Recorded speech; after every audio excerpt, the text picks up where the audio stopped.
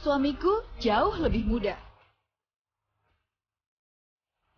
Dalam kehidupan sehari-hari, kita sering menjumpai pasangan yang usianya terpaut jauh, di mana usia wanitanya lebih tua dari si pria. Contohnya, Nenek Marta Potu yang berusia 82 tahun menikah dengan Sofyan Lohodandel yang berusia 28 tahun di Minahasa Utara, Provinsi Sulawesi Utara. Atau Presiden Prancis yang baru saja terpilih, Emmanuel Macron, 39 tahun yang terpaut 25 tahun dengan istrinya yang sekarang berusia 64 tahun. Bagaimana sih fenomena pasangan beda usia jauh seperti ini dalam pandangan Islam?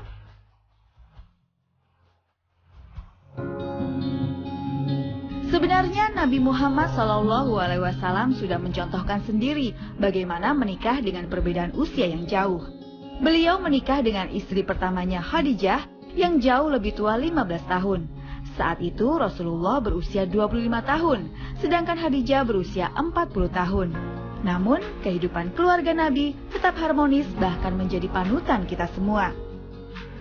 Islam mengukur usia pantas menikah dengan usia baligh laki-laki dan perempuan, yaitu usia yang dianggap sudah mampu membedakan antara hal baik dan hal buruk. Usia baligh laki-laki pada umumnya adalah 15 tahun, atau ketika ia sudah mengalami mimpi basah atau keluarnya air mani.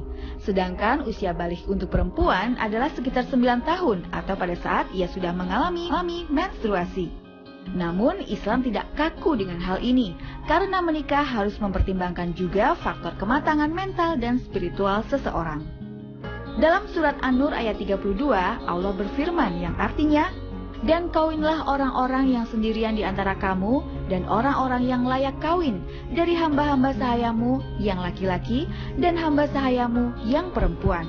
Jika mereka miskin, Allah akan memampukan mereka dengan karunia-Nya, dan Allah maha luas pemberiannya lagi maha mengetahui." Quran Surat An-Nur ayat 32.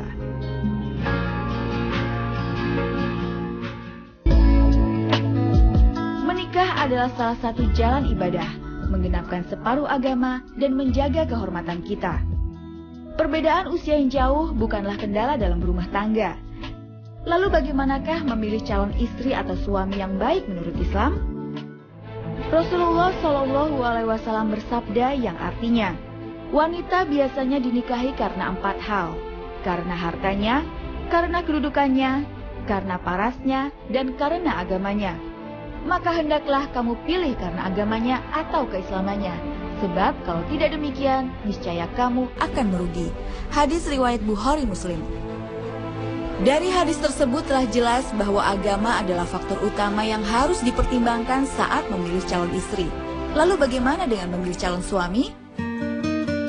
Dalam Islam, salah satu hal yang harus diperhatikan saat memilih calon suami adalah bahwa ia memiliki kemampuan untuk memberi nafkah, karena hal ini merupakan kewajiban seorang laki-laki.